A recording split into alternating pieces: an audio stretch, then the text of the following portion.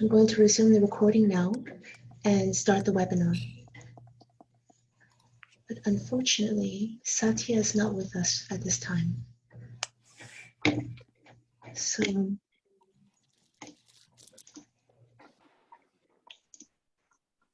see. Satya is joining. Satya is joining. Okay. So we will give him a few minutes to join very quickly.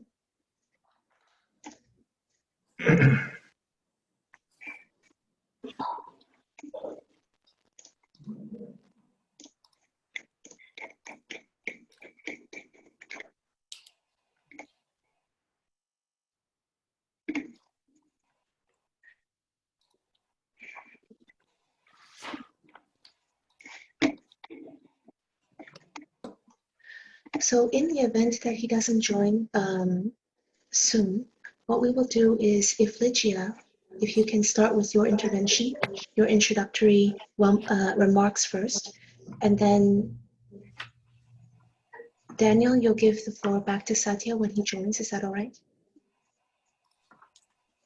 Okay. Yes, that's fine, Nina. Okay. So I'm going to start the webinar now. Lygia, you have the floor. Thank you, Nina. Hello, everyone. Good afternoon, good evening, good morning, wherever you are. Thank you for joining this Nexus dialogue on the mineral resource governance. I'm Lygia Nerona. I'm the director of the Economy Division in UNEP, and one of those tasked to be responsible for the delivery of the resolution when we report back to Unai. And this dialogue has been organized as part of the implementation of the United Nations Environmental Assembly Resolution 4/19 on mineral resource governance. This resolution recognizes the important contribution of mining towards the achievement of the SDGs and the dependence of low carbon clean technologies on metals and minerals. It requests UNEP to collect information on sustainable practices, identify knowledge gaps and options for implementation strategies, and undertake an overview of existing assessments of different governance initiatives and approaches on sustainable management of metals and mineral resources, with the ultimate objective of reporting back to UNEA 5. Through this resolution, UNEA also encourages the UN systems, governments and other stakeholders to promote awareness about mineral resource governance and calls for due diligence along the supply chain, including the increased and continuous use of transparency. This is a call to action, which is also supported by the United Nations Environmental Management Group, and that's why we're delighted to be here with you this afternoon. Over the last several months, we developed and implemented a plan to engage governments and global stakeholders through virtual consultations on the operative contents of the resolution and for consideration of future action on the topic. This has been wide. The purpose was to increase ownership across the various stakeholder groups and countries. In total, we convened 22 consultations, including a meeting of representatives of mineral resource governance initiatives. Collectively, more than 1,200 participants joined the discussions in regions, sub-regions, as well as globally. Distinguished participants, today's meeting is not only an occasion to report back to you on the outcomes of the consultation process, but also to explore opportunities and next steps within the UN system and intergovernmental processes to address the governance gaps identified during the consultation. A number of UN entities, and many of you are represented here, have been working on the extractives agenda for several years and already have mature programs on this topic. We therefore look forward to the unique opportunity presented by today's meeting to contribute to the coordination and harmonization of these efforts with the overall objective of leveraging more coherent support to countries on mineral resource governance. We particularly need to exercise such increased coordination and impact in the context of supporting the sector to build greener and forward better.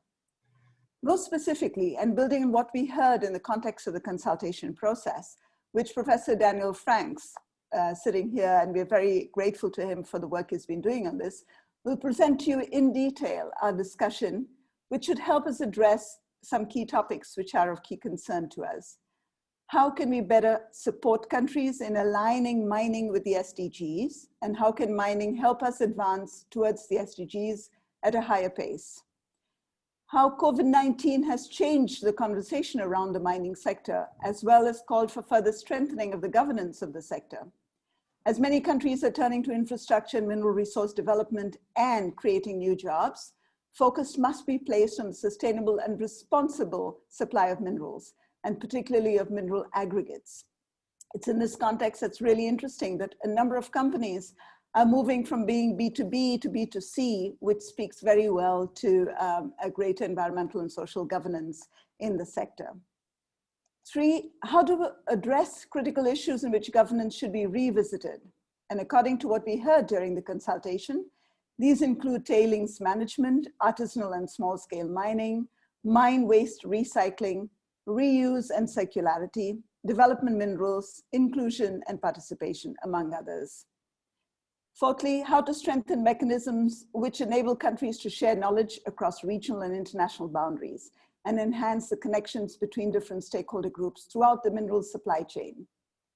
Let me conclude by reminding you that today's discussion will be reflected in our report on the implementation of the resolution that will inform discussions at UNEP 5 jointly with the outcomes of the consultation process.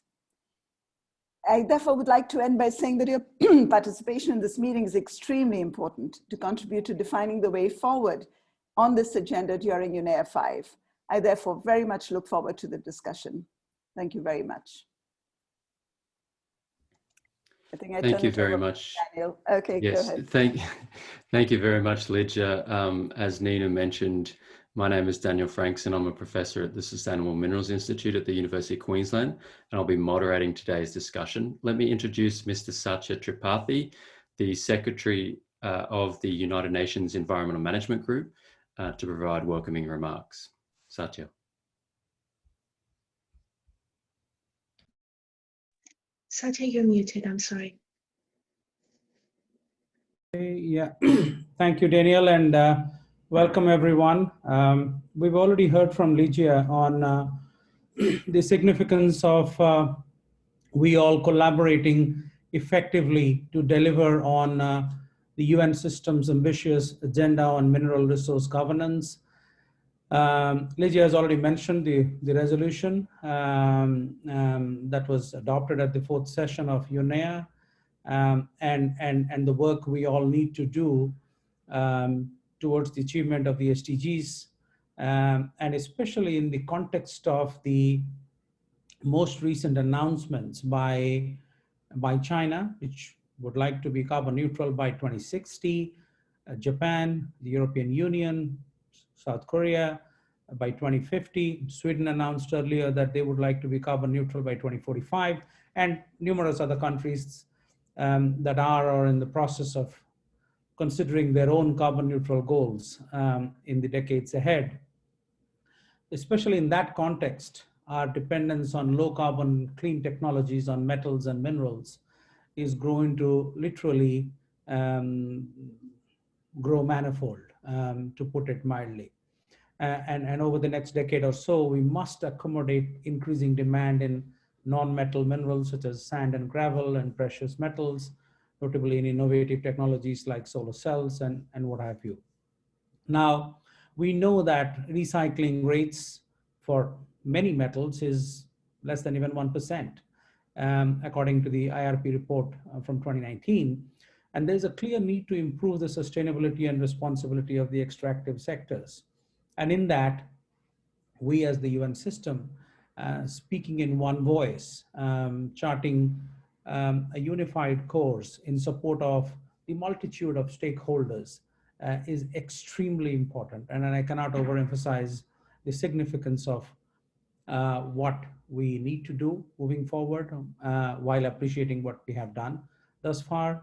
And more importantly, our collaboration as the Environment Management Group in support of this very ambitious agenda.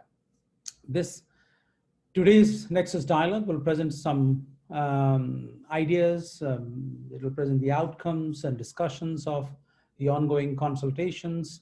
It was held in collaboration with UNEP under Lydia's leadership and with support from the Federal Office of the Environment of the Swiss Confederation, and of course, all of you in that process. And there are 3 core objectives, just to highlight once again. First is, of course, to present key policy messages and best practices from Senegal and the Netherlands, notable government initiatives, so that they might come across as significant ideas that have been tried and tested for us to learn from, including recent expert reports on mineral resource governance. The second objective, of course, is to share outcomes and recommendations from the consultations and recommendations to support the strategic implementation of the UNEP 4 resolution. And lastly, discuss and assess capacity gaps on key mineral value chains and explore opportunities within the UN system and intergovernmental processes to address them. And of course, the ultimate goal is to support and crystallize an outcome document to be presented to UNEP 5. While I welcome you to today's Nexus dialogue and thank you all the esteemed colleagues for your expert perspectives, I would also like to highlight you something that was mentioned from the latest senior officials meeting of the EMG that we had last month. Was that the principals really appreciated our coming together and discussing threadbare these important issues that confront not just the UN system, but the broader stakeholder community across the planet, and finding the harmony and the balance in it so that we can do better. Individually, we are certainly strong, but collectively we can be stronger. So that's the message from the senior officials, which is all of our respective principles. And I just wanted to echo that as you embark upon this very meaningful conversation. Thank you. Thank you, Satya, for highlighting the objectives of this Nexus dialogue. I'd now like to welcome Ms. Martine Rohn-Brossard from the Federal Office of the Environment, the Swiss Confederation, to share her introductory remarks. Martine. Good morning, good afternoon, good evening to everybody. It's a great pleasure for me representing the Swiss Confederation, who support activities like the EMG and all the work done during the summertime, also with the consultation. Thank you very much. I would like to show you a few slides. Is that, can you see? Yes, very good. Thank you very much. Next one, Nina. Just to show a little bit the context of the UNEA resolution, as Mexico, Switzerland, with other countries put this resolution on the table at UNEA 4, it was this context: SDG implementation, Paris Agreement, very big infrastructure project like the Belt and Road Initiative. All this required minerals in vast quantity. And as mentioned by our colleague Satya before, only 1% will is coming from recycling. So the extractive sector will have to struggle for a long time. And we know a lot of environmental challenges like tailings management, sand extraction, small-scale mining, it was mentioned by others, or the very complex value chain of products. And now the new topic a little bit is COVID-19, the context, and also the recovery packages. Probably a lot of money will go to infrastructure projects, and it will have further impact on mineral resource governance. And we are very happy that at UNEA 4, for the first time, this topic was on the top of the global environment agenda. And we should really continue to discuss this issue and to keep the momentum. Next one. And as mentioned by Ligia, what does the resolution ask for? They ask for best practice, identify policy option, and report to UNEA 4. And we think at UNEA 4 we should continue the discussion and not just take into account what the report said, but we have to continue the discussion. Next one. And now you ask perhaps yourself, why is Switzerland so engaged in this discourse? You see, we support grid with sound activities, we support also UNECE, industrial accidents with tailings management, we are supporting PAGE or the 10YFP framework, etc. Switzerland, we don't have mining in our country. You know that you know that very well. But we are consumers. We consume a lot of goods. More than 70% of our footprint is abroad. So we really feel responsible. All countries should be responsible for these issues also. And we have an important trader sector of mining activity, so we also feel responsible in that. And the last slide, we were very engaged with Daniel and all of you with this regional consultation, and it was very interesting to see which kind of next step could be taken after UNEA 5. We saw there is a lot of standards, but perhaps they need to strengthen the coherence between the standards.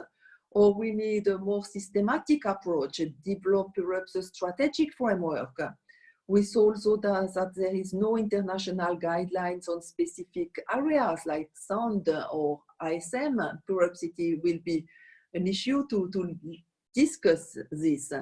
And for us, a natural follow-up could also be to set up an intergovernmental working group at UNEA 5 to further develop option, prioritize action, and also to exchange these good experiences. Thank you very much.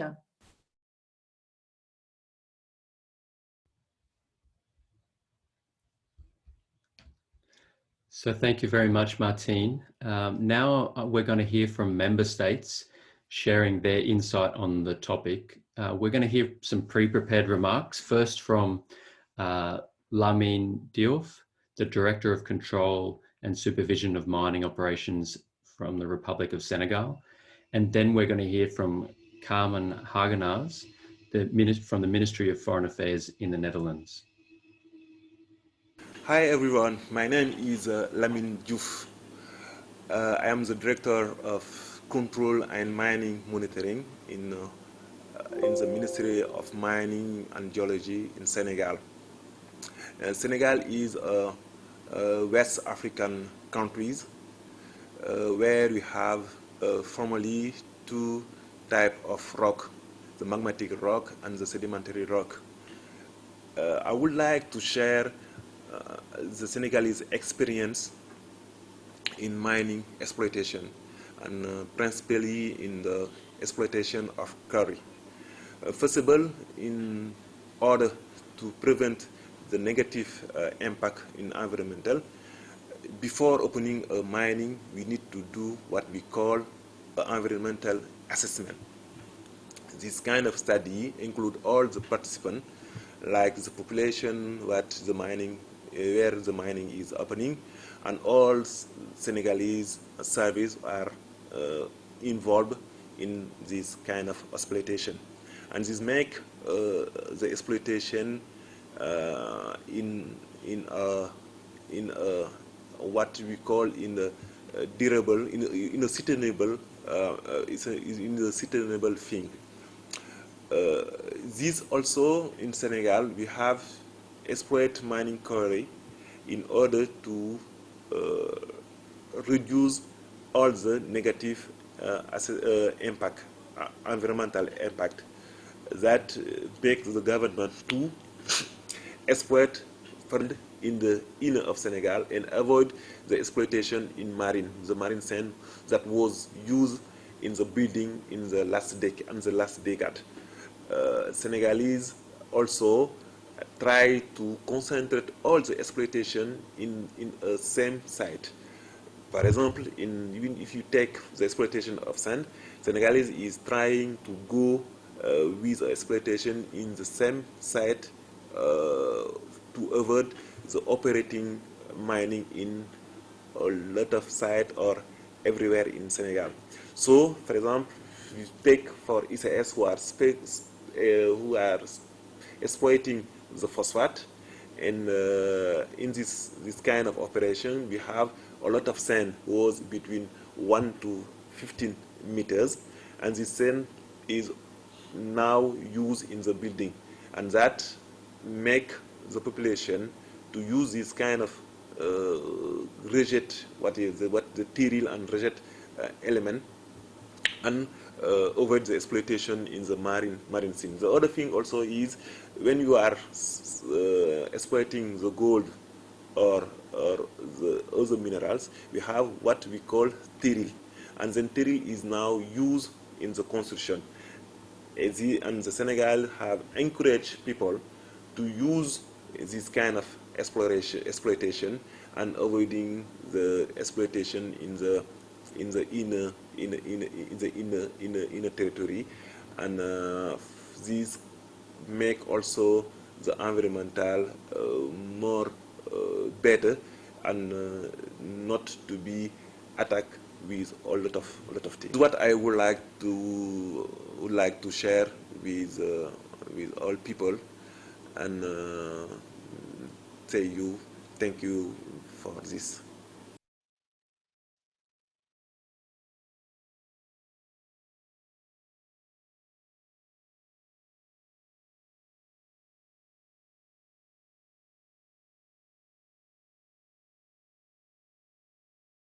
My name is Carmen Hagenaars, and I'm the Deputy Director for Inclusive Green Growth at the Ministry of Foreign Affairs of the Netherlands.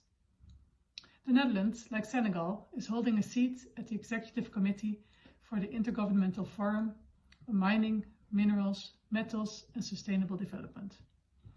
We're also a core donor to UNEP, and I'm therefore delighted to participate in your consultations on mineral resource governance through this short video. Let me first of all underline the importance of the UNEP 4 resolution on mineral resource governance and the follow-up to this. We know that the global demand for metals and minerals used in the energy transition is accelerating, along with the transition itself. Take the example of cobalt, used for electrical vehicles. But there's many more metals and minerals that are being used for the energy transition or for innovations used in our daily lives. Although the Netherlands does not hold such resources, nor does the European Union, we are of course large consumers. Our mineral supply chains lead to countries like the DRC, Colombia, Bolivia, China and Niger. We recognize the potential of the mining sector to contribute to countries' economic development. However, we also see the social and health and environmental challenges related to this. And we therefore believe that good mineral resource management is a precondition for the extractive sector to positively contribute to sustainable development and the SDGs. The Netherlands Ministry of Foreign Affairs is working with a wide range of stakeholders to be at the forefront of thinking and acting on responsible business conduct and improving responsible mineral supply chains. Over the last 5 years, we have been moving along the lines of voluntary measures, for example by corporate social responsibility confidence in the gold and in the metal sector, but also by funding traceability and transparency initiatives such as the IT. As recently as last month, we have embraced the complementary role of legal obligations and on due diligence to these voluntary measures. I want to highlight the importance of accompanying measures, 1, to support supply chains actors to meet their obligations on due diligence, and 2, importantly also to materially support improvements in producing countries. This duality is reflected in one example that I would like to take out, the European Partnership on Responsible Minerals, a multi-stakeholder initiative set up by the Netherlands to support due diligence and projects that contribute to local development. The EPRM is an accompanying measure to the EU Conflict Minerals Regulation. Since the legislation alone is not enough to make a real change on the ground, the EPRM is supporting mine sites in conflict-affected and high-risk areas. The aim of this support is to enable more mines to comply with the standards required under the OECD due diligence guidance, This in turn will enable companies to source minerals from the mines confident that they will be able to comply with relevant regulations, such as the conditions of the EU regulation. Another example worth mentioning is the World Bank Climate Smart Mining Initiative. This initiative supports countries to respond to the growing demand of metals and minerals by helping them to responsibly manage their mineral resources, while at the same time mitigating the effects of climate change. Both the public and the private sector have a role to play. Through the Climate Smart Mining Initiative, the Netherlands joins forces with major players such as large-scale mining companies and with the technical knowledge and expertise of the World Bank and its partners. In that cooperation, there is also a collaboration between the World Bank and the universities of Delft and Leiden to assess whether the remining of strategic minerals from historical mine tailings can be combined with ecological restoration of these abandoned sites. To conclude, you also asked us for recommendations for sustainable mineral resource governance. Let me mention three. Firstly, the importance of public-private partnerships to promote the sustainable management of natural resources, as illustrated by the two examples that I gave. Secondly, the UN, and in particular UNEP, has an important role to play in coordinating the multitude of existing initiatives. Many of them on responsible sustainable mineral supply chains, and some form of coordination could help to achieve more impact. Avoid duplication. Initiatives shouldn't compete for members, and UNEP and partners with a global scope could join forces in this. Take steps to bring together services and projects from different initiatives. And thirdly, the importance of circular economy. We need to decouple economic growth from environmental degradation. Therefore, we work on a circular economy in the Netherlands and support other countries in similar efforts. There too, UNEP plays a role in its efforts on sustainable production and consumption. I hope this contribution was valuable, and I hope that you have good consultations today. Thank you.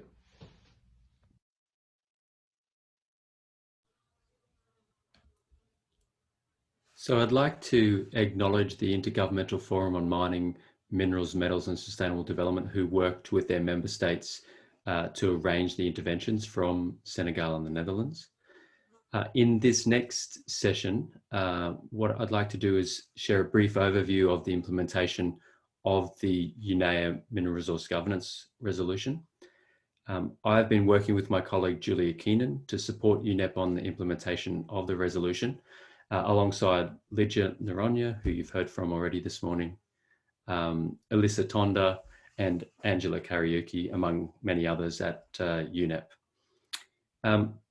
As we heard from a number of our speakers already, minerals really matter in our efforts to achieve the ambitious sustainable development goals, because they're literally the matter that underpins much of global development. And every year the world consumes more than 60 billion tonnes of minerals, producing more than 4.4 million Olympic-sized swimming pools of tailings waste. And while our global community is in the midst of a pandemic, and our thoughts are rightly focused on the immediate health of our citizens, we must, as Secretary General Guterres has argued, also look toward how we will build back better. And many member states have signalled an intention for infrastructure or mining-led recoveries. And both of these paths would require of us greater attention to how mineral resources are governed and on the environmental, social and economic dimensions of their extraction, processing, recycling and reuse. The Unai resolution on mineral resource governance requests UNEP to collect information on sustainable practices, identify knowledge gaps, options for implementation strategies, overview existing assessments of different governance initiatives and approaches, and ultimately report back to the 5th session of Unai, which is scheduled to take place in Nairobi next year. The resolution builds on some foundational studies that were undertaken by UNEP Grid Geneva on sand, as we heard earlier from Martine, supported by the Swiss Confederation, UNEP Grid Arundel on tailings, and the International Resources Panel on the broader topic of mineral resource governance. And momentum's also been building with cooperation efforts on artisanal and small-scale mining, including the Minamata Convention on Mercury, adopted in Japan in 2013, and the Mosi Otunya Declaration on Artisanal and Small-Scale Mining, Quarrying and Development, which was adopted in Zambia in 2018, and many of you were supporters of that resolution. And under the mandate of UNEA, of the Unai resolution, UNEP has held a series of global consultations to obtain feedback on the governance of extractive industries. A total of 1,237 people participated from 123 countries, joining 22 virtual consultative meetings between July and October of this year. We also received written submissions from more than 111 different stakeholders from 61 countries, including 37 written submissions from member states. So as you can see, quite a breadth of participation from a wide range of stakeholders and member states. An official report on the implementation of the resolution was prepared for the UN Environment Assembly, and we'll follow that up with a more substantive report that will be available to the public on the findings of the consultation. The consultations yielded discussion of gaps in knowledge and practice in a wide range of environmental, social and governance issues. Participants expressed concerns about governance capacity at all levels, from the community level to the international level, and on a range of themes: financial, environmental, social, planning, technology, policy development and implementation. The lack of capacity development was perceived as a key barrier to achieving the aspirations of the existing mineral resource governance initiatives. Some of the most pertinent issues raised related to artisanal and small-scale mining, transparency and accountability, tailings management, holistic project assessment and approval processes. We already heard from Senegal, the work that they've been doing in that area. The inclusion of local communities, Indigenous peoples, women and vulnerable groups in decision-making. Participants also raised the importance of developing and mainstreaming circularity in mineral value chains, and highlighted the need to broaden the focus of mineral resource governance to include domestically consumed development minerals, such as construction materials and industrial minerals. Several good practices were also presented during the consultations. International initiatives centering on human rights and development were considered by many participants to provide a strong guiding framework for the development of more specific initiatives and plans. The OECD's due diligence frameworks were also considered influential.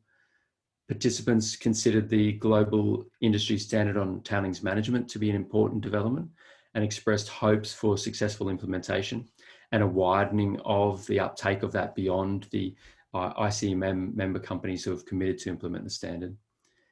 Participants remarked on the value of sharing information about the many initiatives that were presented in discussions, and called for better knowledge sharing and collaboration to inspire adaptation and replication.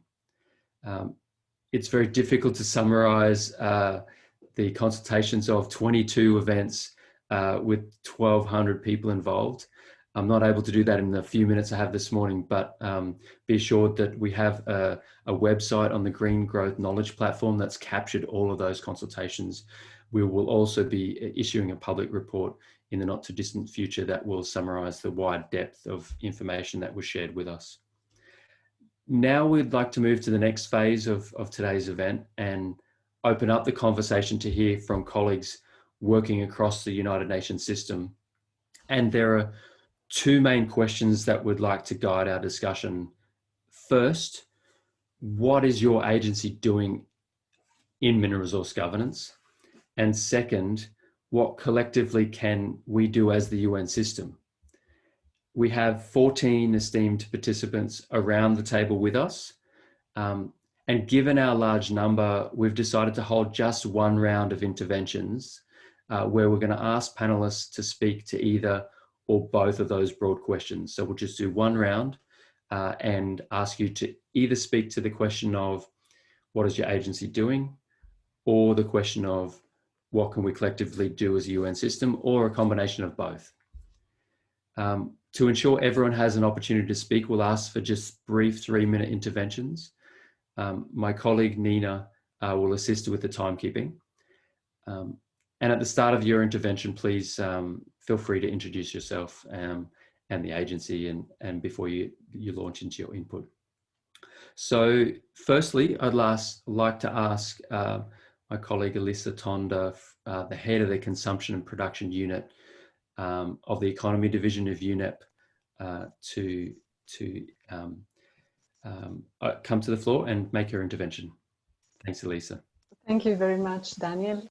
And it's going to be a bit of a struggle to keep within the 3 minutes, but I'll probably also mention the fact that the work that has been triggered in the context of the Mineral Resource Governance Resolution, as well as the foundational studies that Daniel had mentioned, also connect with work that has been requested by the Environment Assembly across a number of other resolutions. And I would particularly want to flag its strong connection with the work on sustainable infrastructure as reflected in the resolution number 5, as well as the work on innovative pathway to advance sustainable consumption and production, within which a focus on circularity that is reflected in resolution 1, again approved at UNEP. This is definitely a combination of thematic areas on which we will continue to be working. And definitely also an area that came out strongly from the consultation is closely related to participation, inclusion, the human rights agenda, the engagement of all stakeholders in decision making. And this is an area within which, again, UNEP has a long tradition of working and will continue on that area of work. But Daniel, I'll maybe also try and give a hint to the second question that has been tabled for the consultation, because I think that we do find ourselves in a very, very specific point in time when we can really think through how the sector, its supply chain and value chain, can really contribute to building our vision of the world better and greener. And this is definitely an opportunity for us as agency and organizations in the UN system to think through what this vision means for us and how this can be translated in a roadmap for action, which we can take forward with the inclusion of all relevant stakeholders. And Daniel, I'll use a bit of time to mention stakeholders that I have in mind, because I think that really talks about the coherence and bringing an harmonized type of effort around this sector. So obviously bringing together ministries in charge of the environmental agenda and the mining agenda, which has been a very important element we lead through the consultation, of having these two perspectives around the table of the discussion. Mining companies, but also importantly, the finance sector, and how that sector can give important signals across the supply and value chains, manufacturers, civil society organization, impacted group and communities, and the market and consumers, which indeed have, again, a potential important role to really steer the development of the economy in a specific direction. So ourselves being able to put in those different groups for the discussion as a system and design a roadmap for a better and greener future of the sector would definitely be an important element to be tabled forward. And thanks, Nina, for reminding me of the time. Daniel, the floor is back to you. Thank you, Lisa. Also, thanks for modeling sharp, succinct, insightful points. Very, very welcome. Thank you very much. I'd now like to, and I'd encourage colleagues to build on the points as we go forward. That's the way we can sort of make the discussion really useful. I'm now going to hand over to Greg Radford from the Intergovernmental Forum on Mining, Minerals, Metals and Sustainable Development. Thanks, Daniel. Really appreciate the opportunity to be here. And I'd like to thank our speakers from Senegal and in the Netherlands who are members of the IGF, as Daniel, as you mentioned. For those that aren't as familiar with the IGF, it really is truly the only global platform that specifically addresses the role of governments in mineral resource governance. The IGF is part of the wider UN system. It emerged from the 2002 World Summit on Sustainable Development in Johannesburg, South Africa. And the importance of the mining, minerals, and metals sector to the economic and social development of the many countries was recognized at that time in paragraph 46 of the Johannesburg Plan of Implementation. So at that time, South Africa and Canada sponsored the creation of the IGF as a Type 2 UN partnership. So the IGF is a voluntary initiative where national governments have an interest in the mining sector can work together to advance, at that time, the Johannesburg Plan of Implementation, and more recently, the UN SDGs and Agenda 2030. So any government that's a member of the UN can be a member of the IGF. So back in 2005, 25 governments got together to form the IGF and host its first annual general meeting, which was hosted in Geneva by UNCTAD. Just this year in 2020, the IGF membership has grown to 76 countries, Sweden, our most recent member. And we just held our 16th annual general meeting where we had participants from 110 different countries participate. So it's a really true global platform that currently exists and was created within the UN system. We also have our mining policy framework, which is our policy tool for governments to implement sustainable development. And our mining policy framework was tabled at the 19th session of the United Nations Commission on Sustainable Development in 2011 in New York. And at that time, the delegates recognized the IGF, and in particular, the mining policy framework. And I mentioned our MPF because it is a policy tool for governments to help them assess and understand what good international practice is and how they can make improvements. So functions that the IGF provide include our mining policy framework assessments, where we go into countries and we identify the strengths and weaknesses and gaps to our mining policy framework as well as the SDGs. And governments ask for this assistance, and then we provide follow-up technical assistance and capacity building to help them fill the gaps and revise their laws, regulations, and policies. Our mining policy framework and our technical assistance or capacity building focus on areas including mining laws and policies, socioeconomic benefit optimization, financial benefit optimization, issues of environmental management such as biodiversity, water management, waste management, mine closure, and post-mining transition.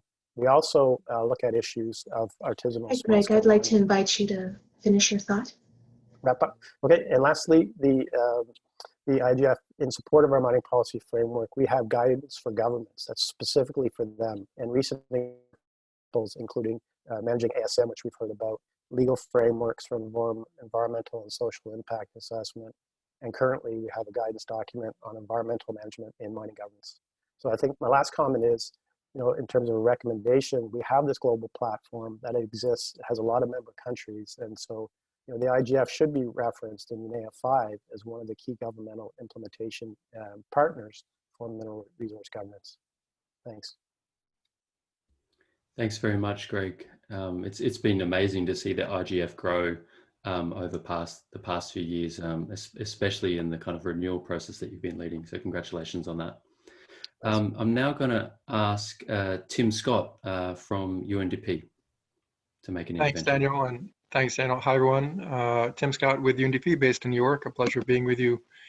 I am trying to get to my notes. Thanks. So the UN, answering both questions at the same time, the UN can, of course, continue to do a lot of what we've been doing to promote a comprehensive approach that recognizes the challenges and opportunities of minerals and other types of mining that aligns with the SDGs and the COVID-19 green recovery that we're all trying to support. And among other things, this means, of course, supporting the enabling policy environments, public policy environments, but more importantly, as touched on by other speakers, closing the implementation gaps by strengthening a wide range of systemic, institutional, and individual capacities. I'll try to mention some of the newer ones that haven't been mentioned. These include integrated policy-making tools that look at all dimensions, social, environmental, economic dimensions, and trade-offs for different groups over time across the mining cycle. This includes procedural rights for access to information, access to justice, and meaningful engagement in mining policy decisions. It means institutionalizing ways of working together with the private sector and civil society. It means strengthening capacities for interministerial coordination, including between ministries of mining, environment, economy and finance, and other line ministries, including SABRE and social protection, and of course, other parts of government, including judicial and parliamentary. It also means ensuring links with other national policy frameworks, including the NDCs and the NBSAP, as well as land use planning and regional development. And there are a number of other more technical capacities, some of which were hinted to by my colleague from IGF around capacities for social environmental impact assessments, gender equality, monitoring and enforcement and transparency, as well as other technical capacities for negotiation and contracting, financing and closure, benefit sharing, among many others. I know my 3 minutes is almost up, so let me just reiterate UNDP's commitment to work with everyone on this call, including UNEP, of course, and other sister agencies, the EMG, the IGF, GEF, GCF, and other funding partners, and bilateral and multilateral agencies, and of course with the private sector and civil society. We are already doing a lot to partner. We can do more. We look forward to leveraging the good work of UNEP and others on this call, including through UN country team programming, and finally to scale up and replicate and adapt many of the existing initiatives which are already in place to help fill the implementation gap and strengthen the capacities, some of which I've outlined just now. Thanks very much, and back to you, Dan. Thanks very much, Tim. I'd now like to call on Camila Pereira Reggio Mireles. I think I've murdered your name, I'm sorry, from ILO to make your intervention. Hi, thanks, Daniel. Good morning to everyone. So just briefly on the ILO, I mean, it's probably the only tripartite agency of the UN system. So we are composed by governments, employers, and workers, and everything we do comes out of a consensus of this group. Obviously, our mandate refers to labor, so this is how we have been working in the sector for the past many years. We have focused in the past a lot on child labor in some of our development cooperation projects around the world, and many of them we have partnered up with other UN agencies, which I see as something that brings more robustness and strength to the projects. More recently, we have also begun to discuss just transitions regarding what will happen to workers and enterprises when we move from our current state to a more environmentally and sustainable type of life. In that sense, we look to make sure that there are no stranded assets and that our guidelines can be applied to any sector. So they're very broad in that sense. We have followed discussions on the transition out of coal, and we are now beginning to discuss the transition happening in the oil and gas sector as well. And obviously a lot of this comes down to the reskilling, or the skilling and the reskilling of workers.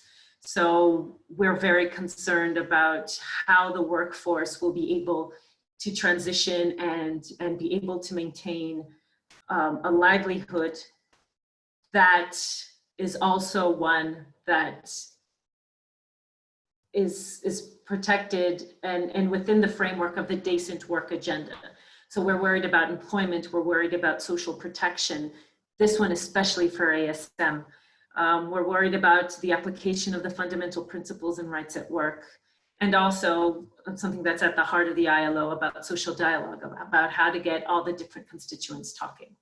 So I'll leave it at this because I don't want to take up too much time, and I'm looking forward to continuing this discussion. Thank you. Thank you, Camilla. Yes, the work on ASM and labour is such a huge task ahead of all of us. I would now like to ask Özlem Adıyaman from UNESCO to make your intervention. Özlem, you have the floor. Hi Daniel, hi everybody. I'm Özlem. I work for UNESCO Earth and Ecological Sciences Department at HQ in Paris. So I'm a structural geologist by training, and I work with global international geoscience community. So UNESCO is the only UN agency having mandate for geology and geophysics and earth sciences capacity development in our member states. So we are very proud to have this very unique mandate to us. And along with this mandate, what we do is we work with geoscience community from developing world and as well as developed world for the capacity development of early career scientists around the world to provide them better environment for their professional development. And we have also, as you know, UNESCO being education, social and natural sciences and cultural organization of United Nations. We work with social scientists, we work with educational experts, and we work with our member states for the policy development of their educational capacity. So when we bring all this together, I think what we do is very relevant to the findings of the report for the need for the capacity development. Regarding mineral resources governance, I think UNESCO can play a very important role with our large networks from early career, from bottom-up approach. We have a big outreach of young around the world who will be implementing the findings and actions of this report and thought. So we have a very open and excellent outreach to early career scientists. We have also extensive network of Category 2 centers and UNESCO chairs. We have all around the world scientific community working again with early career scientists who can implement these activities.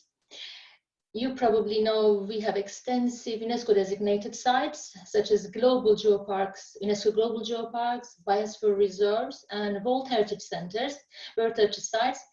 These are mainly, most of them are old mining sites, which have excellent examples of the professional closures and examples and history. So we also demonstrate our communities, the case studies and examples, and we can use our sites as learning laboratories, as teaching areas for the implementation of the guidance we will get from this report. I think UNESCO's networks and the connections from educational perspective and scientific and social science capacity building perspective will be a good collaboration opportunity supporting UNEP and other roles, and mainly our international geoscience and geoparks program within the earth sciences section. I think we look forward to collaborating. I'd like to invite you to finish your thought. I'm done. Thank you very much for listening to me. Thank you.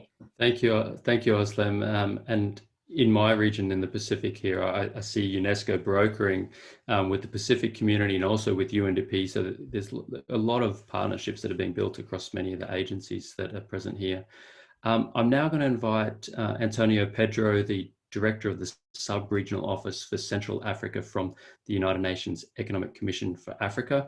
And might I also add the spearhead of the Africa Mining Vision. Pedro, please join us with your intervention. So ECA uses its three key functions, namely the think tanking, the convening, and the operational functions to address, among other things, this particular issue of promoting good governance in the extractive sector. Let me talk on the convening function. We are the co-vice chairs of the Regional Collaborative Platform. This brings all the UN agencies together with a view to promoting sustained development and the achievement of the African Union Agenda 2063.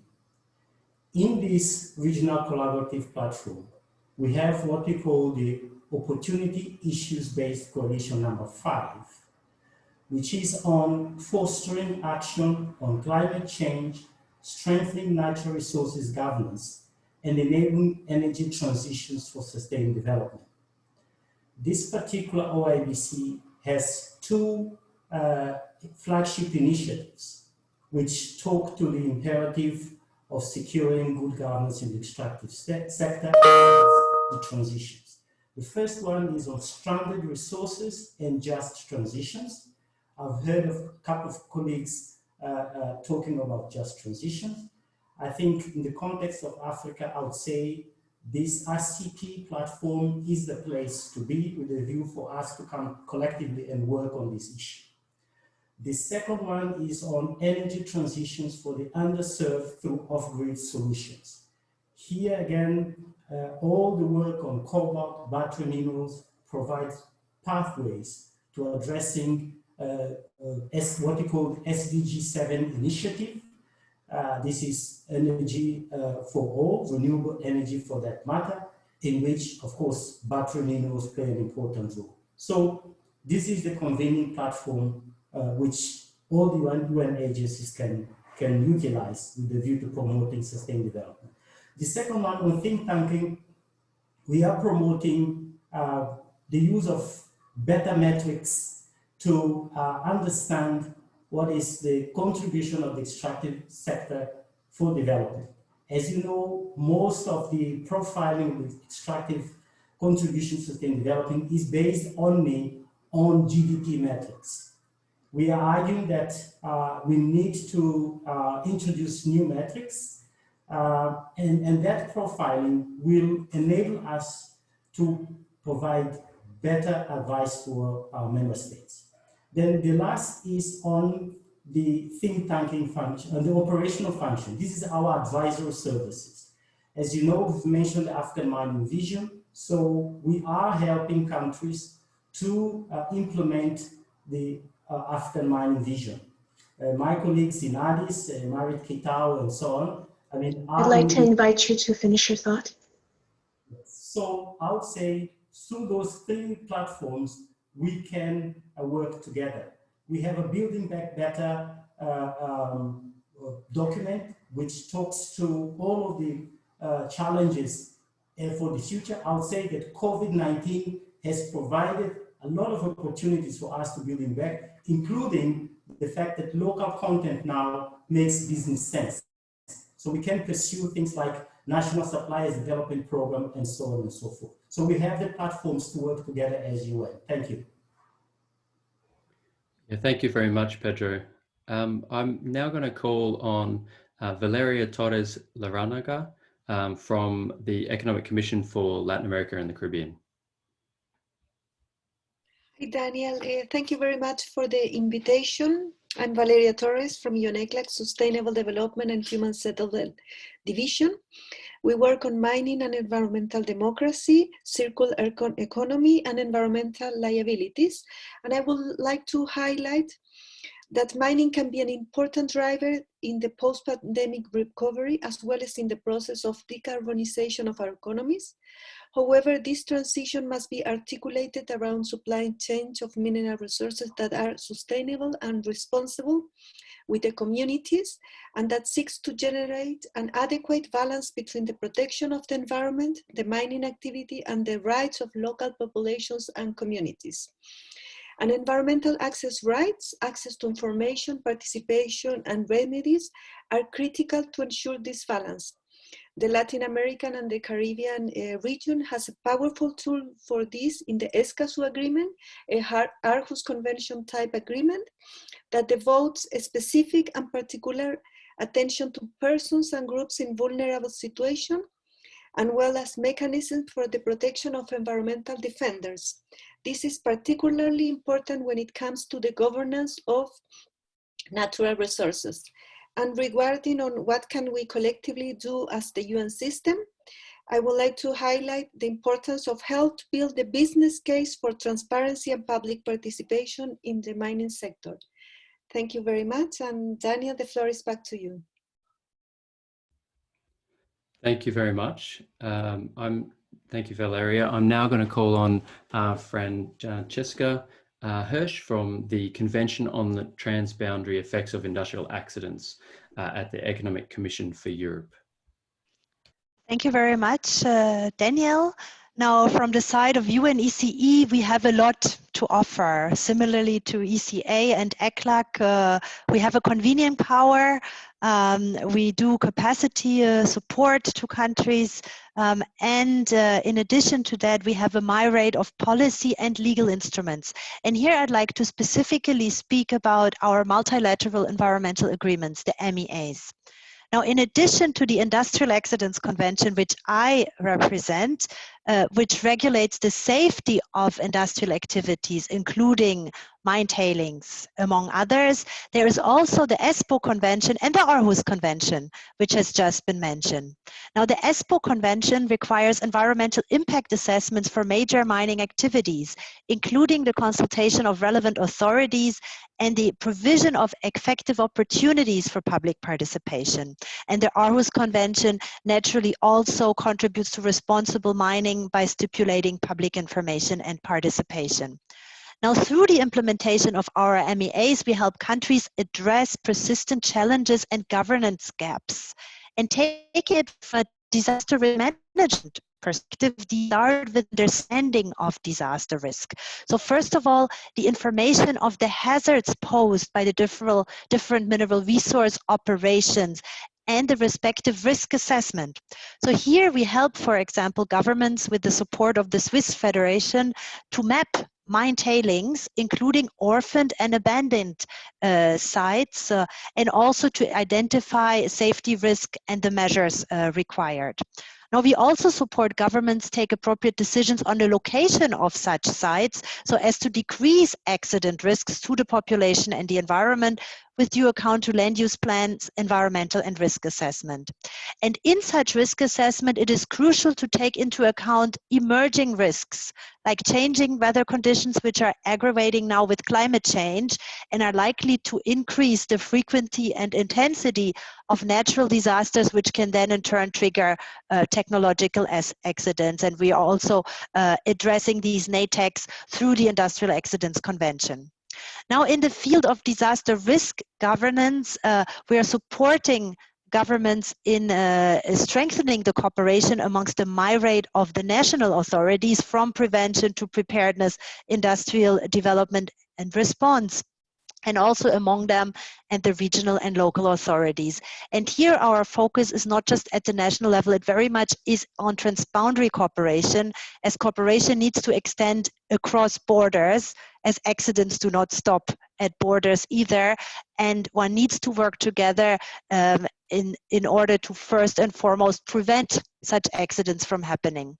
Now, at the same time, preparedness is also important. For example, training and exercises to develop joint or harmonized contingency plans across borders, and to take stock lessons learned in order to build back better in a more sustainable and resilient manner.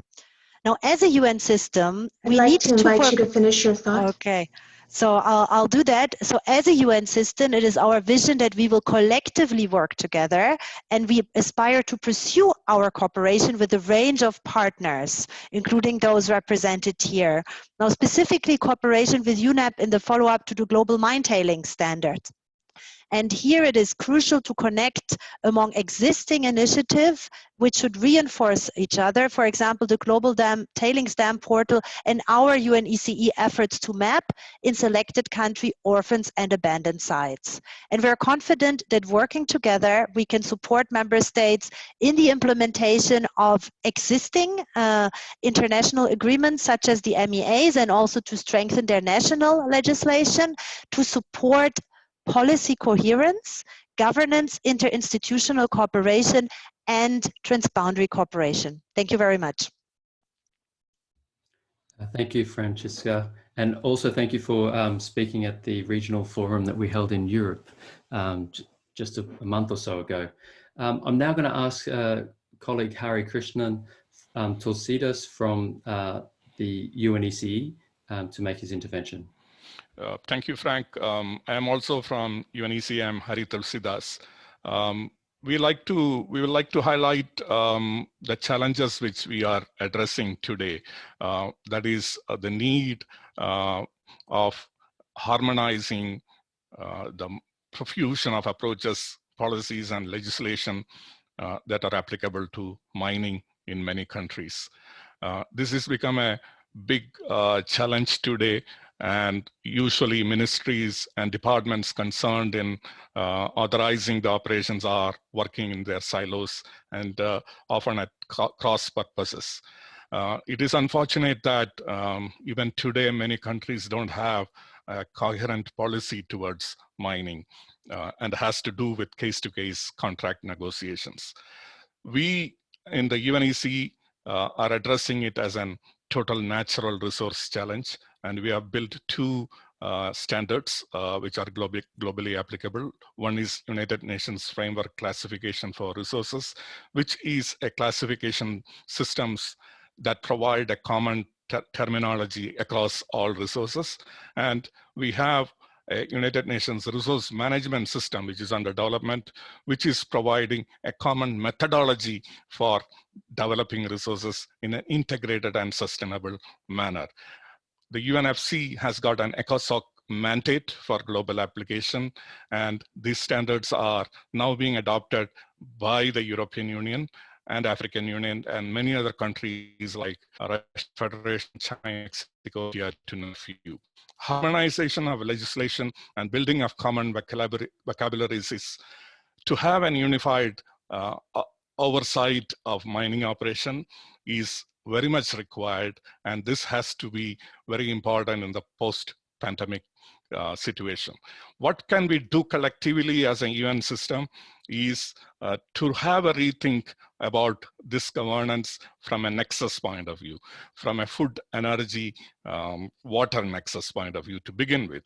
In the UNEC, we have 4 nexuses which are connecting 6 sub-programs, and we are now working with several UN partners like UNEP, World Health Organization, UN University, etc., to have some projects ongoing from an nexus perspective. UNEC is also building a global network of international centers of excellence in sustainable resource management. We have plans to build them in Europe, Eurasia, Africa, East and South Asia, and Latin America for sustainable and integrated management of all resources. We think that integrated management can have solutions to waste issues and help us move towards zero waste and zero harm paradigm. We think that this conversation we are having today is very important, and it should evolve as a stakeholder council of principals who are the key players that could deliver the outcomes that are required by the UNEP 4 resolution, and this could be one of the key outcomes of UNEP 5. Thank you very much. Thank you very much, Harry. I'll now invite Louis Marichal from the OECD. Thank you, Daniel, and thank you very much for inviting the OECD today. So I work within the OECD Center for Responsible Business Conduct, and actually a lot of our work aims at helping the private sector mapping their supply chains of mineral resources and identifying a set of risks and mitigating those risks. We focus mostly on issues related to conflict financing, violations of human rights, and serious economic crimes. And most of our work has been so far on gold, tin, tantalum, and tungsten, but we've now extended this to major base metals. I think one key characteristics of our work when compared to all the distinguished speakers here is that we first and foremost work with the private sector. And of course, this is instrumental in all the efforts that we are embarked on to make sure that mineral resources governments actually have an impact and is meaningful. So we've specialized and focus on specific types of risk, but what I wanted to highlight is that over the past recent years, we have been working extensively and increasingly with many of the UN agencies that are represented here today, because we know that we need those UN agencies to maximize the impact of our activities. So we've been working with UNDP, UNEP, GEF, and now most recently UN ODC, and of course the IGF. We are a rather small team, and we know that our speciality is with the private sector, and so we absolutely need the widespread and the reach of the UN agencies to maximize our efforts. So I think the key outcome here is about being able to properly map the added value of each and single agency around the table, and being able to identify the synergies and make sure that we're not duplicating the efforts of our respective agencies. So just wanting to highlight that really we really have a very good working relation with the private sector, and if any of those agencies present today think they need to work more with the private sector, I think the OECD can help with that. And respectively, we really need the reach of the UN agencies in producing countries and importing countries, processing and trading countries, to make sure that international standards on responsible business conduct are in effect and implemented by companies. So from the OECD standpoint, I truly believe that there is a lot of synergies that can be developed with the UN system. And we're really happy to also bring to the table our skills, our network, and help everyone here understand how we can articulate our respective work. I'll just leave it at that. Thank you again for the invitation. Thanks very much, Louis. And I've seen that at successive forums in April, the kind of agenda building that happens at the Responsible Mineral Forums that the OECD hosts, where lots of different agencies and actors and quite a few private sector companies are present, building that kind of shared space. I'm now going to ask Ludivine, the Director of International Women in Mining, to join and share her intervention. Thank you very much. Thank you for giving IWIM, International Women in Mining, an opportunity to introduce itself today. So we are a leading global organization pursuing gender equality and promoting women's voice, access to opportunities, and leadership in mining. Our aim is really to place inclusion and diversity at the heart of the transformation of the mining industry. And in that way, play our role in ensuring that the sector achieves global societal objectives in line with the SDGs, particularly SDG 5, of course, in our case. As to how IWIM can contribute to the future of sustainable management of mineral resources, gender is clearly transversal to sustainability issues, and mining's social impact and contribution, it very much is conditioned by how gender is considered. So our role is to be the voice of women working in, around, and with the mining sector globally, which covers a very large reality from professionals in large-scale mining all the way to female entrepreneurs in ASM. So it's a complex universe. We really want to be part of these discussions to inform and complete the outlook and initiatives of other organizations, and to ensure that gender inclusion and diversity perspectives are integrated into this work. And in addition to that role as an advocate for women in mining across all global forums, a few months ago, IWIM launched the Women in Mining Global Exchange, which is actually a discussion forum bringing together development and international organizations promoting gender equality in extractives. The goal of the forum is to facilitate collaboration on policy, best practice development, and initiatives to accelerate positive impact for women. And what we contribute is not only bringing this conversation to light, but also creating a link between policymakers and organizations such as yours and the wide universe of women in mining organizations. There's about 100 women in mining organizations worldwide. We coordinate directly with approximately 50. And really our goal is to make sure that as these significant changes are taking place in and around mining, the voice of women is not only considered but integrated for positive impact in the long run for women. Should you wish to ensure that your organization can participate in the WIM Global Exchange, I can easily add contact details to the chat. And thanks again for this opportunity to let you all know about our work. Thank you very much, Ludovine. So we have had a couple of our colleagues, one from UNICEF and another from the Inter-American Development Bank, drop off and not be able to do their interventions this morning. But we do have a colleague from the United Nations Office for Drugs and Crime, Olga Kuzmenikov. Olga, would you like to make an intervention and correct me on the very bad pronunciation of your name? Well, that's great. Thank you very much, Daniel.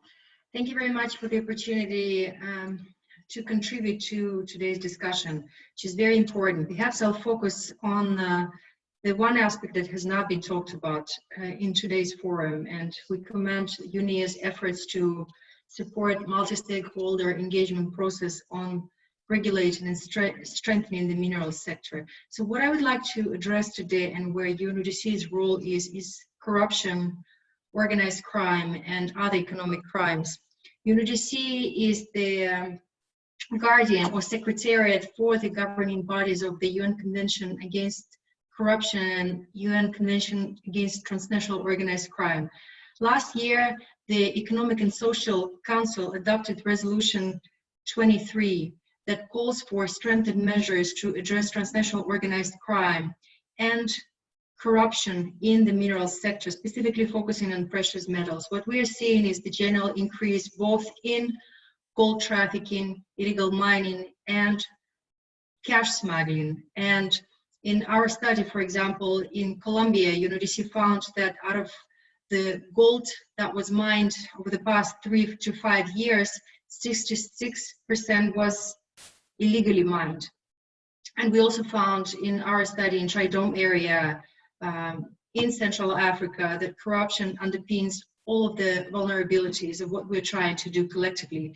And from UNODC's side, some of the actions we're looking to support moving forward, including the reinforcement of the message in the UN General Assembly Omnibus resolution that was adopted in December last year, is to focus on supporting the states and working with you all. And Louis has mentioned some of the work we are starting to do together on the enforcement side with OECD, is to bring in the anti-corruption element while recognizing into this work, as well as work with the enforcement institutions on the measures that could help law enforcement strengthen their response, as well as recognizing and genuinely recognizing the difficult political situation we are all operating in and how much we all can achieve jointly.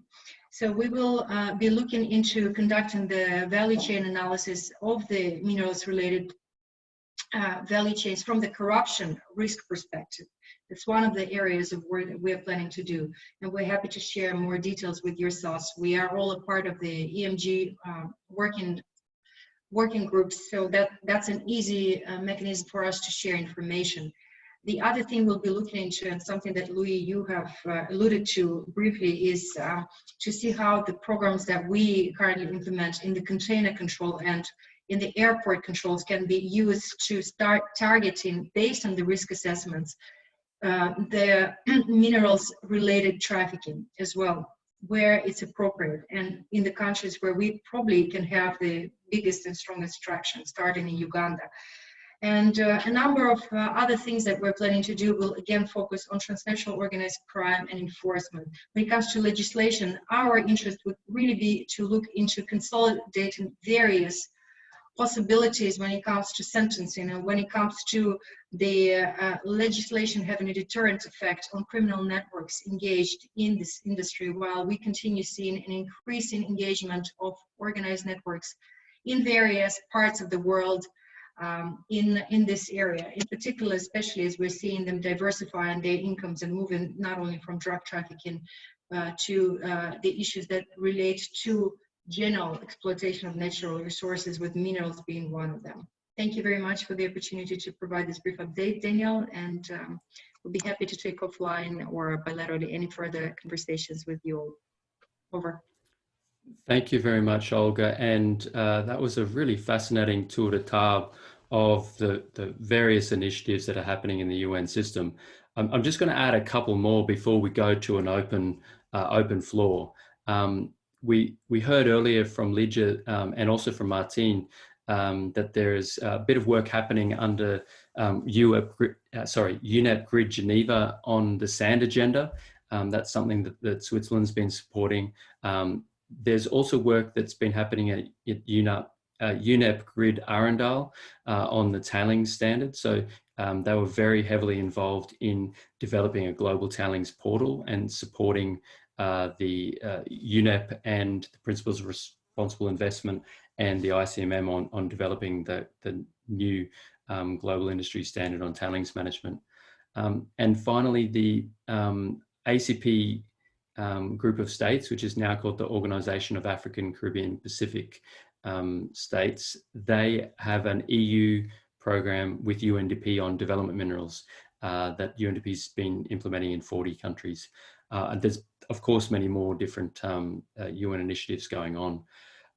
We have won ourselves a good amount of time now, about 20 minutes for us to open the floor, to take those interventions that we've shared and to flesh it out a bit, particularly that question of what to do next as a UN system. So I'm going to invite our observers to please post questions in the Q&A function and put the questions to our panelists. I'll also invite panelists to pick up items of the discussion that we've already had or respond to things that you think would be worthy to contribute, and to do so by raising your hand. If you go to the participants tab at the bottom, it'll bring up a kind of a tab screen on the side. And if you see at the bottom of all of the participants, it has a few buttons, and one of those is raise hand, and I'll be able to identify and bring you into the discussion. So we have our first question from Olga. She's asking, how can we make mineral use more sustainable? How can we make the extraction of minerals more friendly to the environment and according to human rights? I'm gonna direct that question to Tim from UNDP, because I know that CEPA has been funding a program within UNDP on the integration of human rights into environmental governance of mineral resources. Tim, did you want to share with us a little bit about that? If I see Tim still here.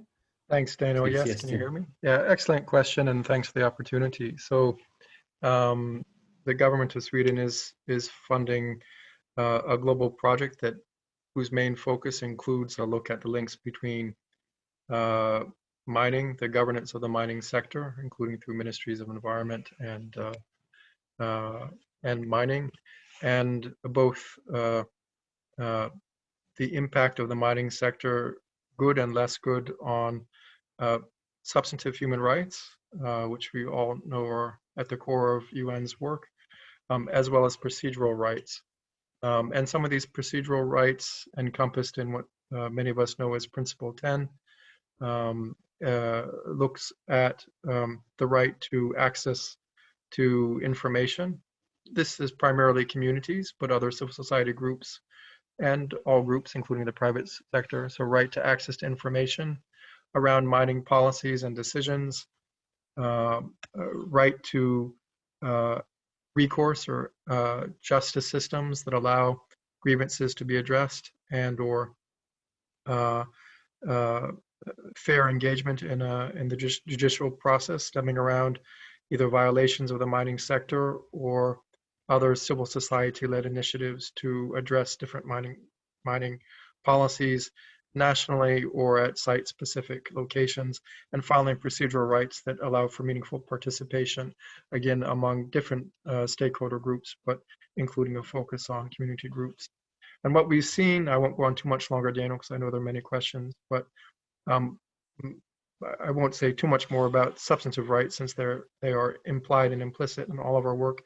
But from a procedural human rights perspective, there are huge opportunities to, among other things, leverage the convening power of the UN that we've been talking about, to bring together these different parts of governments, including ministries of environment and mining, to bring them together, but also other parts of government, including semi-independent human rights institutions, other ministers, local levels of governance, and of course, other ministries and line ministries and parliaments, including as well as the justice sector. So that's just a quick overview. It's a huge area of opportunity and also a huge area of gap in many countries that is relevant not just from a human rights perspective, but from this broader set of integrated planning that has been the focus of today's discussion. Yeah, Tim, that's something that's kind of really interesting, that we're seeing a bit of collaboration there between ministries of mining and ministries of environment to grapple with these kind of issues. And that was something that Elisa was kind of mentioning earlier, that out of the regional consultations that we've been holding on the Unai resolution, there's been an appetite for that kind of interaction. And maybe that's an area that the IGF could explore as well, given its very broad remit across many, many ministries of mining and the opportunity to bring in their environment counterparts.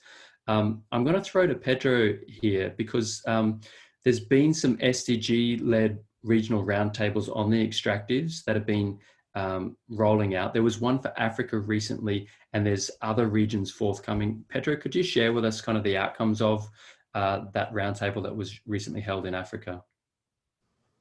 Yes, thank you. I had just mentioned in the chat that perhaps once all of these regional roundtables that the Deputy Secretary General is organizing, that we should look at the outcomes and then with a view to identifying areas where we could bring all the regions together. So in the context of Africa, I mean, one of the major, let's say, takeaways is the issue of illicit financial flows. A point that I think our colleague Olga indicated as being a major problem in the context of Africa. So there it is work that would require not only the strengthening of institutions in Africa, but also collaborations with the rest of the world. Because I mean, some of the proceeds of smuggling, of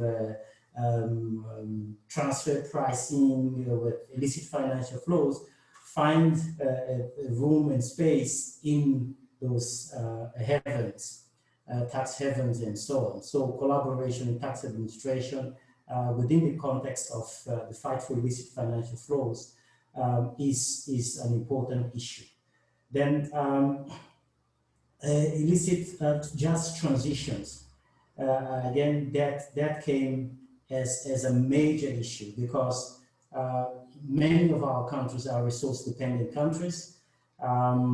Depending on how hard we push this energy transitions agenda and the position of institutional investors, we might see quite a lot of resources stranded in many of our countries. And that may accentuate some of the problems that we are having. So how to achieve that transition, which is necessary in a just manner, becomes a global issue. So I think that, again, we're looking at collaboration across regions, collaboration across different UN agencies, each bringing respective specialization. Then capacity building, I think that lack of capacity is a major issue here. There, of course, it's a domain that interests everyone. So I would like to, because of the 3 minutes limit, I would like to say that, I mean, another thing that we are continue to do is the advocacy for the establishment of an international minerals agency. I know that during your consultations, I mean, something which didn't come as a surprise is that there is not yet appetite to go there.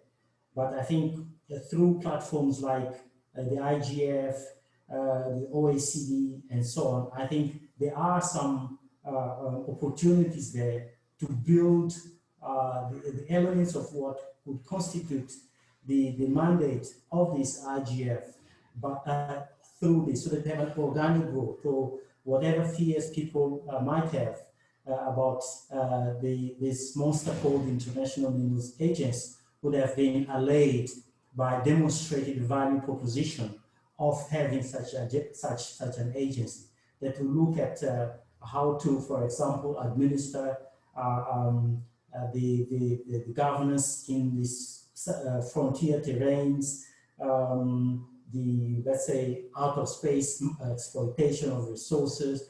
How would the proceeds of that be governed? Again, a little bit going into the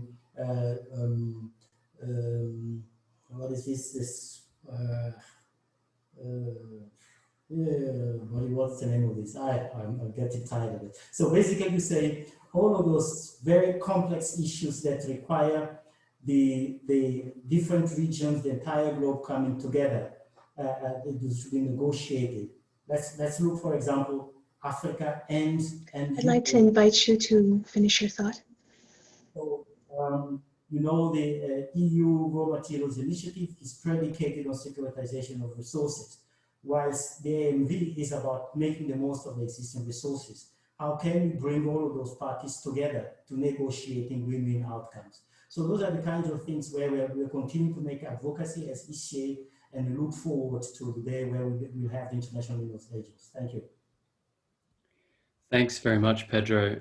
We had a question in the Q&A box from our attendees, from our observers, one in particular from Amanda, and really she's talking about that question of the integration of human rights, environment, and mineral extraction. And one, I mean, Tim discussed that already a little bit, but one area that we didn't really discuss much was UN DRIP and the Declaration on the Rights of Indigenous Peoples, which is also obviously a key United Nations instrument. There was some mention in Amanda's question around a number of different conventions that ECE, UNECE has been mandating or providing leadership for. So maybe if I can hand over to Francisca to share a little bit about that in relation to Amanda's question. Yes, certainly. And I also wanted to kind of take this reflecting on the previous points. Now, there have been exchanges between the different regions, and there certainly is opportunity to build on these and to expand, as Antonio Pedro has suggested. I mean, the Aarhus Conventions and its role in supporting the ECLAC region has been referred to previously. And similar, the protocol on SEA to the ESPO Convention is a global instrument. And I mean, here also the work that my colleague Harry has mentioned before, the resource management system has supported application now in the African region, etc. And from our perspective, it is an excellent proposal to foster this information exchange and learn from each other now along all different aspects of sustainable development. Now, from the environmental side, I mean, we have these environmental multilateral agreement, but here, I mean, looking at mining operations or mineral resource extraction broadly, from pollution prevention, water and air quality, emergency risk management, hazardous substances, adaptation to climate change. I mean, what the implications are in terms of natural hazards and risks which they pose to technological sites and potential accidents. Economic aspects, a green or circular economy. I mean, that's going to be the theme of the next UNECE Commission next year, and naturally also the social aspects which have just been alluded to, just transition, access to information, making sure that marginal and vulnerable groups are also included. And here it's not only the Aarhus Convention at the forefront, but it's actually something that is mainstreamed in all of our MEAs and agreements. And so here, certainly now speaking about Agenda 30, I think also in addressing the different priority areas of the Sendai framework, we all have a role to play, and there are different parts and shares that are addressed by the various agencies, from understanding disaster risk to governance to investing in disaster risk for resilience, which has been mentioned in the beginning, the opening presentation by Martine, I mean, here we're in a situation where we have a projected increase of mineral resources, and that is an opportunity also to call on member states to implement stricter legislation and to also support, let's say, the use of existing instruments and foster our awareness on how these link together. And here UNEP 5 and has a role to play, and I think with this EMG dialogue we are contributing to strengthen awareness of what exists and where the gaps are and what we can strengthen and take together forward jointly. And the last message here from my side is just one, that by doing things jointly, it is just so important to highlight this aspect of transboundary cooperation, and that links back to this cooperation that is so important between the different regions, to learn from each other, but also to take all the measures to, let's say, prevent accidents or prevent environmental pollutions, etc. Thank you. Thank you very much, Francisca. We had an interesting question also in the Q&A from Nidhi around UN Women and UN Women's role in the mineral resource governance agenda. Now, I know that some colleagues from UN Women were invited but couldn't participate today. And I also know that UN is collaborating with UNDP on aspects of the Development Minerals Program. But I wonder if other colleagues, panelists here, are working with UN Women and might like to discuss some of the collaborations you have with UN Women. Otherwise, I'd also welcome colleagues to build on some of the other points that we've been raising earlier. So if you'd like to speak, just raise your hand using the raise hand function in the participants panel. But is there anyone that wanted to speak to collaborations they have with UN Women or on gender issues more generally? Tim, and then I'll ask Özlem. I've spoken before. I'll defer to Özlem first, and then I can come in later if there's time. Thanks, Tim. Yes, I mean, UNESCO has two main priorities. Number one priority for us is Africa, along with gender. So all our work and mandate are shaped and oriented for gender equality and Africa. And these are two areas very important for today's discussions: mineral extraction, mineral governance, and women. Our gender division works. I don't work at the gender section, but I am natural sciences sector representative for gender parity, gender equality.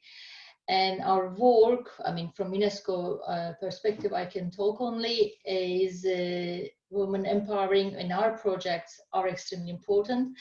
And we have several mining, exploration, extraction projects focusing on the involvement of women, mainly artisanal mining sector in Africa.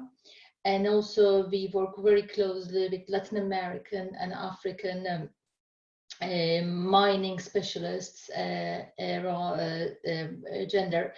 So we provide extensive courses, trainings for women and in the mining sector, connecting artisanal mining experts and early career scientists for their development. So this is only our work, and all I can say is a priority for us, and any project initiatives and suggestions are welcome from UNESCO perspective. Thank you. Thank you very much, Özlem. Tim, did you want to make your intervention? Perhaps just briefly, of course, there's great collaboration with UN Women and with other parts of the UN family and other partners around this issue, just as in other sustainable development themes to unpack, since we have different levels of knowledge. It's such an important topic. Often those of us involved think initially of issues around, when talking about gender equality, just around women's and children's health, around gender-based violence, around issues of employment. But really there's a much broader set of entry points for UN and partner programming on this important topic, and that covers a whole range of opportunities for women and men from the perspective not as people who we need to think about from a perspective of mitigating risks, but just as important, we need to think of them as agents of change, women whose knowledge and experience are important for informing policies around the mining sector and linked policies, and their active role in everything from community-based discussions to participatory monitoring evaluation. So it's both, as in other issues of gender mainstreaming, it's a combination of considering the needs and knowledge of women and men throughout the entire mining cycle. So thanks for letting me expand a bit on that important point. Back to you, Dan. No, thank you.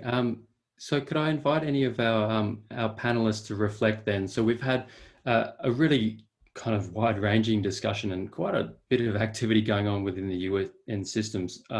So we've kind of been able to share some of what we're doing, and we've started to have this conversation about how the UN system can kind of cooperate on these matters. In particular, we've had a lot of discussion around kind of bilateral cooperation between different agencies.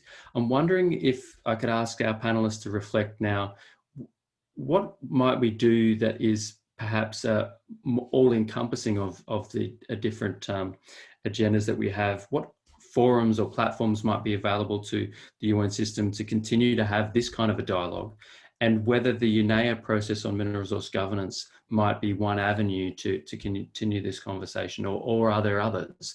I know that, I mean, Pedro shared the experience of having the SDG dialogue and extractives in Africa, and we'll see those roll out across different regions as we go forward. But I guess what are the other platforms that we might utilize to continue this kind of a discussion? Do any of our panelists like to take up that question?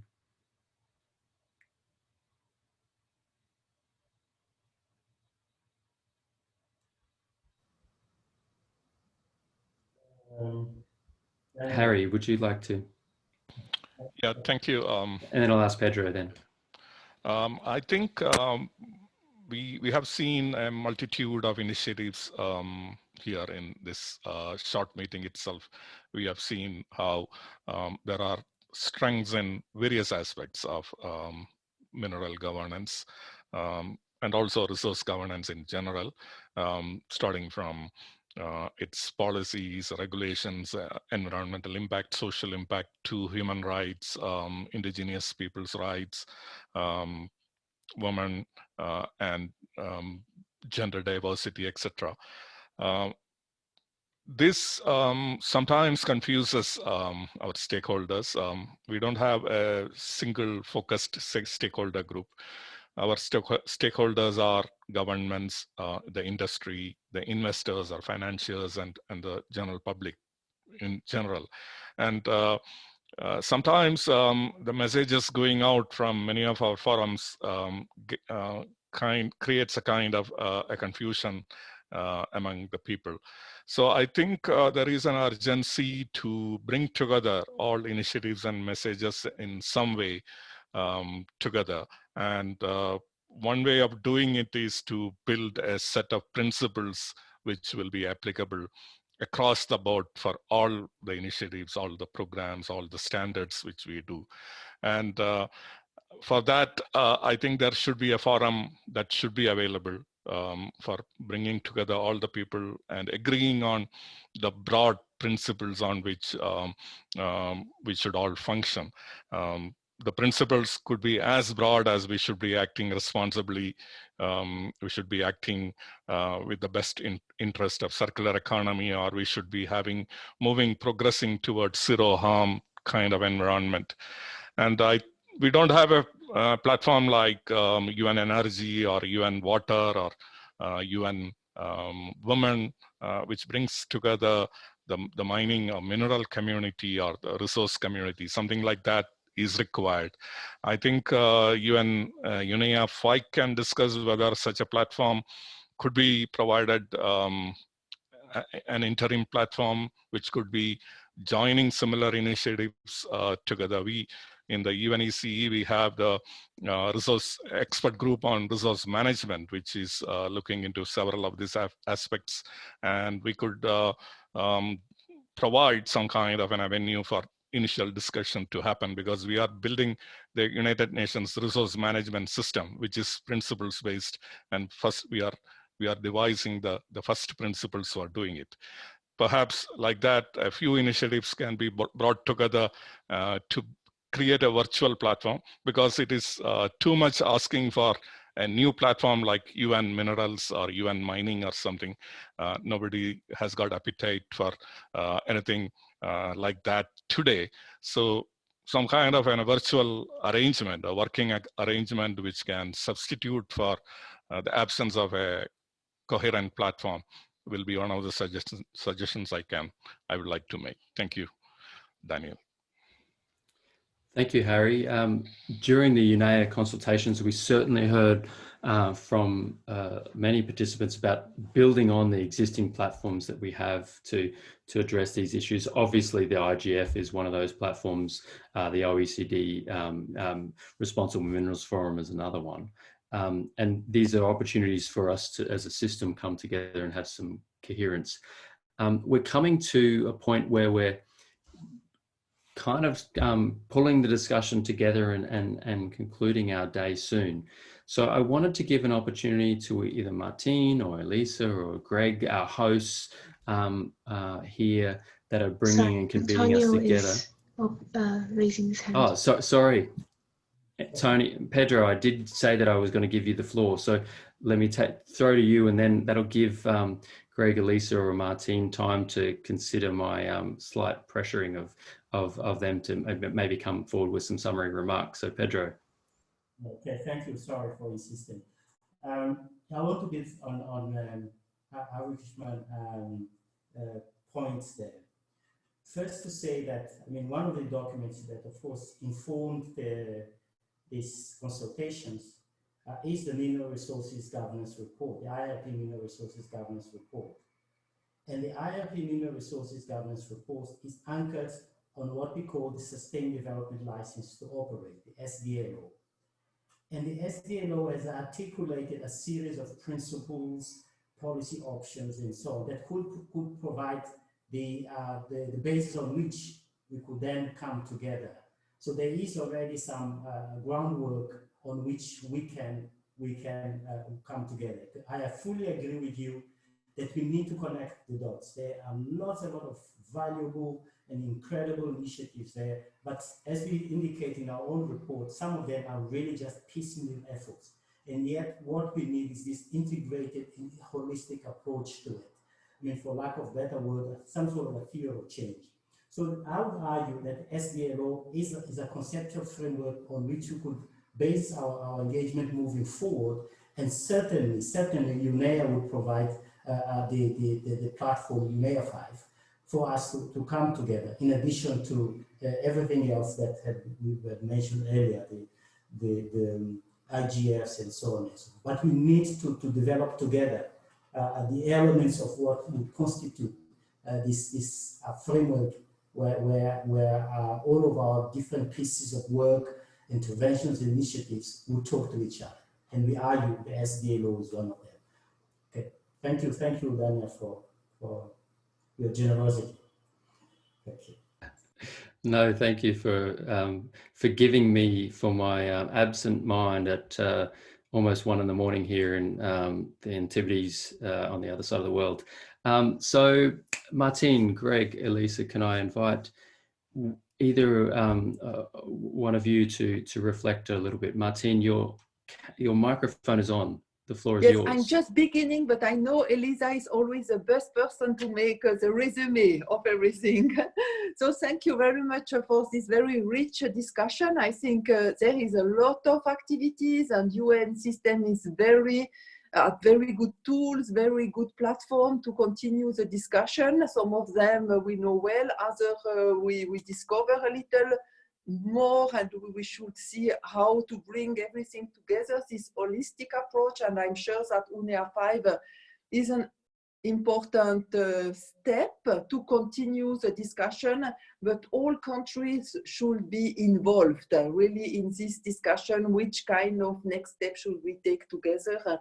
So I'm very keen to make a shake with all what we heard today, but also all the regional consultation have put forward, and to see the report of UNEP and what the next step could be. So I give you the floor again. Thank you very much for all the efforts done by every colleagues who spoke today. Thank you.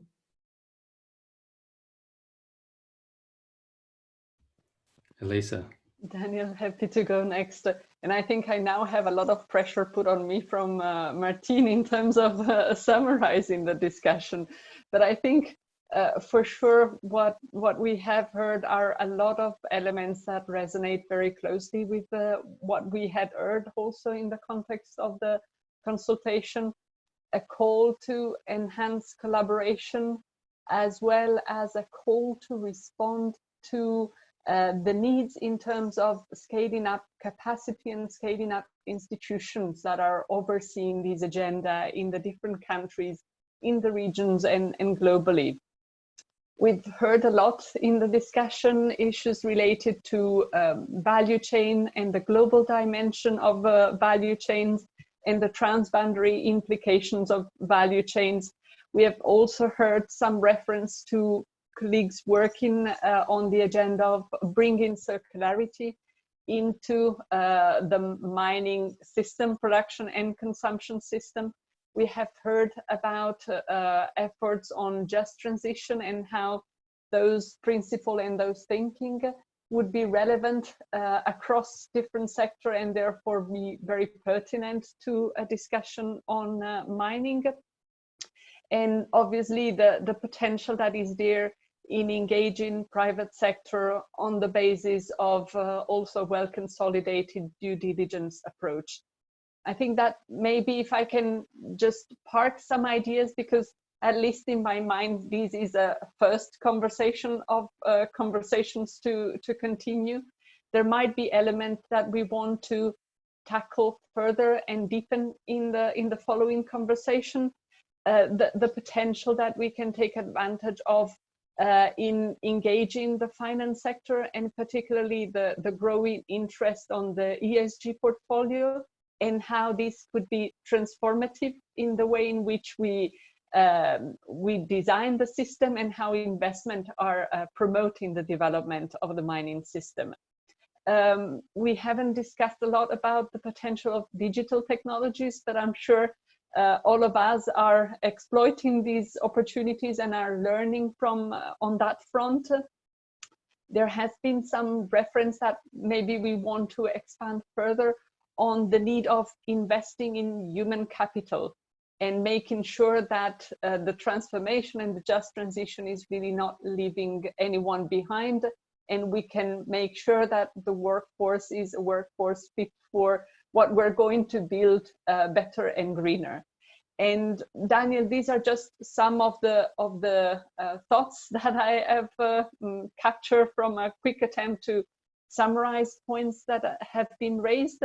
But again, with the intention of these being just a first step in the conversation to be taken forward. Thank you, Elisa. Very, very good. Greg, did you want to add a few points, and then we'll hand over for our official close to Hussein from the UN Environment Management Group. Yeah, thanks, Daniel. I can't add much to what Elisa said, because it was an absolutely fantastic wrap up in a great summary. So thanks for that. I think just kind of in closing, wanted to thank the hosts for including the IGF and being a participant. We're happy to be able to contribute by asking our members to help kick off the meeting. And I think just kind of a closing comment from the IGF, just comments from Harry and Pedro and Martine we just heard, is that there are a lot of existing platforms and networks and partnerships within the UN and outside of the UN. And I think it really is important about how do we, for UNEP 5, is how do we connect them and how do we build upon them to fill the gaps and address all the issues that Elisa was just talking about. So for me, I think it's really important for us going forward to focus more on what we have and how we can build upon that and how we can get our partnerships working stronger. We have existing platforms. They are working, but there's a lot of areas that we need to tackle. So I think that the focus should be on partnerships going forward and building on our existing platforms. Thank you, Greg. So thank you to our convening hosts today from the UN Environmental Management Group. They're really bringing us together in this Nexus dialogue series that I have. Thank you to Nina, and especially also thanks to Hussein Fadoy, who is the head of Office of the UN Environment Management Group in Geneva. I'll now hand over to him to close our session. Thank you, Daniel, and good afternoon. Sorry that I'm now just saying hi and good afternoon in the very end, but I have been really enjoying this conversation, and thanks very much to all of you who have attended this call. And it was a learning opportunity for me first and foremost, and also understanding really the diversity of agencies who are interested. So thank you so much for all this useful contributions. So I just wanted, as I was listening, I was just taking note as what we can do to assist this process more in the UN system. And I could really feel like there are a lot of existing EMG processes already or the new EMG processes, such as the process on environment, human rights, sustainable infrastructure, post-COVID recovery, and building back better. All of these other processes actually, they do have relevance, and the sustainable mining and governance of mining has a component and a place in the other existing processes in the EMG that we would like actually to strengthen and to bring in to make sure that this is not just one single sort of individual process which is ongoing, but rather it has actually a good place in other processes in the EMG with regards to the implementation of the SDGs, obviously. So that is definitely something that we will try to support. As usual, we would prepare an outcome of this dialogue to be shared with the UN agencies, but also with the any information that would be sort of sent to the UNEA. We would be very happy to sort of build on the outcome of the dialogue to create a community of the agencies who might be interested still to interact and to exchange information. We have similar processes that are around which we have actually generated a good network of agencies. And also we have produced interesting documents such as mapping reports or guidances that has been useful for agencies, but also for member states. So there are products that we can actually produce out of this process, taking advantage or benefiting from similar processes that we have in the EMG. So basically, that is what I wanted to say. We have obviously accomplished an objective out of this meeting, which was really recognizing some of the key organizations and also the key initiatives that are ongoing in the UN system already in this matter. This has been achieved.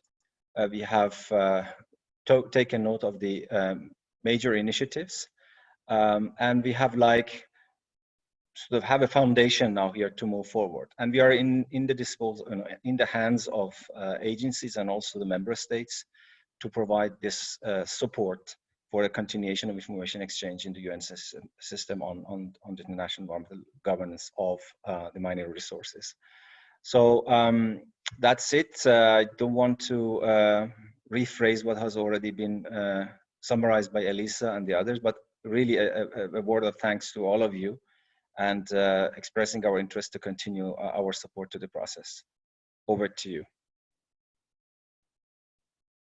Daniel, thank you.